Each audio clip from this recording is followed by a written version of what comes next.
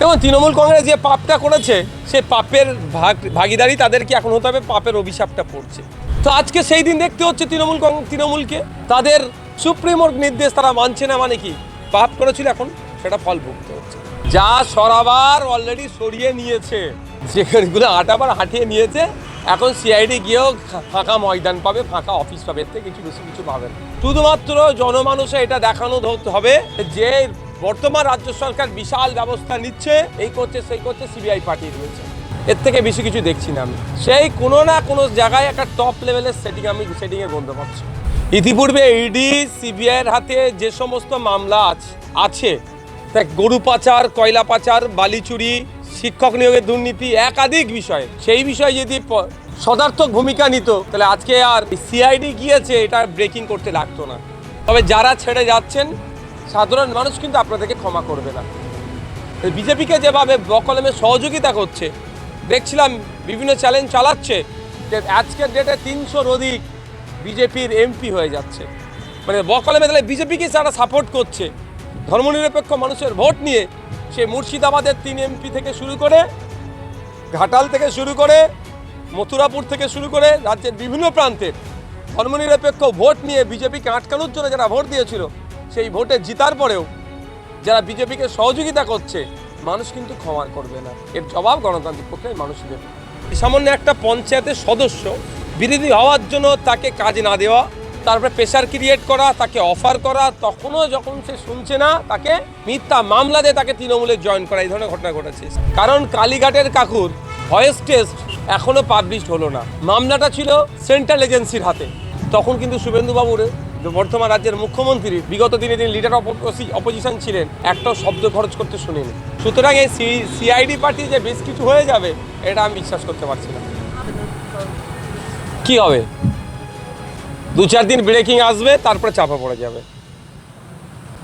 ইতিপূর্বে ইডি সিবিআইয়ের হাতে যে সমস্ত মামলা আছে, গরু পাচার, কয়লা পাচার, বালি চুরি, শিক্ষক নিয়োগের দুর্নীতি, একাধিক বিষয়ে, সেই বিষয়ে যদি সদার্থক ভূমিকা নিত তাহলে আজকে আর এই সিআইডি গিয়েছে এটা ব্রেকিং করতে লাগতো না। শুধুমাত্র জনমানুষে এটা দেখানো হবে যে বর্তমান রাজ্য সরকার বিশাল ব্যবস্থা নিচ্ছে, এই করছে সেই করছে, সিবিআই পাঠিয়ে দিয়েছে। এর থেকে বেশি কিছু দেখছি না আমি। সেই কোনো না কোনো জায়গায় একটা টপ লেভেলের সেটিংয়ের গন্ধ পাচ্ছি। কারণ কালীঘাটের কাকুর ভয়েস টেস্ট এখনও পাবলিশড হলো না। মামলাটা ছিল সেন্ট্রাল এজেন্সির হাতে। তখন কিন্তু শুভেন্দুবাবুর, বর্তমান রাজ্যের মুখ্যমন্ত্রীর, বিগত দিনে তিনি লিডার অপোজিশন ছিলেন, একটাও শব্দ খরচ করতে শুনিনি। সুতরাং এই সিআইডি পার্টি যে বেশ কিছু হয়ে যাবে এটা আমি বিশ্বাস করতে পারছি না।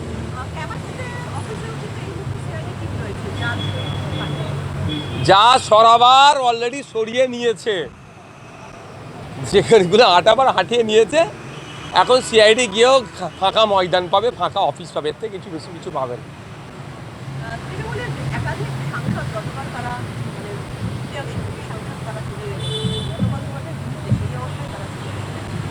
দেখুন, তৃণমূল কংগ্রেস যে পাপটা করেছে সে পাপের ভাগিদারি তাদেরকে এখন হতে হবে, পাপের অভিশাপটা পড়ছে।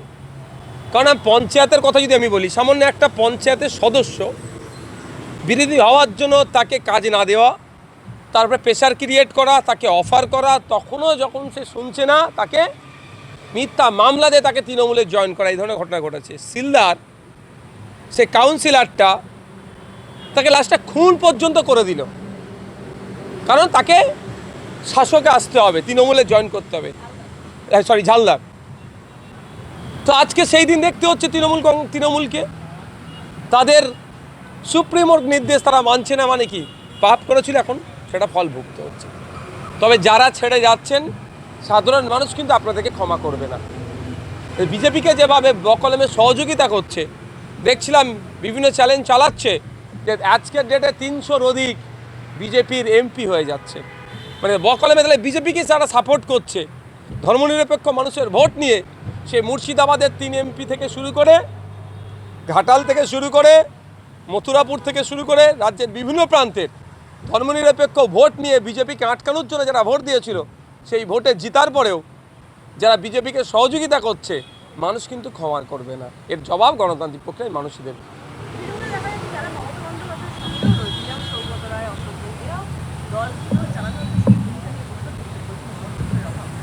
এতদিন পরে তারা অনেক সিনিয়র মোস্ট। অশোকবাবু আমাদের অ্যাসেম্বলির গত সেশন মানে গত বিধানসভা থেকে আমি ওনাকে, আমার সাথে দেখা হলে আমি স্যার কেমন আছেন, উনি কেমন আছো, মানে যথেষ্ট সেই জায়গা থেকেও দাঁড়িয়ে বলছি এত ওনারা সিনিয়র মোস্ট পলিটিশিয়ান। তো এখন মনে পড়ছে এগুলো একটা সরকার পরিবর্তন হয়ে যাবার পরে। ওনাদের তো 17তম বিধানসভা যখন চলছিল তখন কথা বলা দরকার ছিল অন্তত, যে এইভাবে চলতে পারা যায় না, দলে গঠন তো গণতন্ত্র নাই। যেই সরকারের বিপর্যয় হয়েছে সব অভিষেকবাবু মমতা ব্যানার্জির দোষ হয়ে গেছে বলে এড়িয়ে গেলে হয় না। আপনারা চুপ ছিলেন, আপনাদেরকেও তাহলে দোষ আপনাদের ঘাড়েও বর্তায়।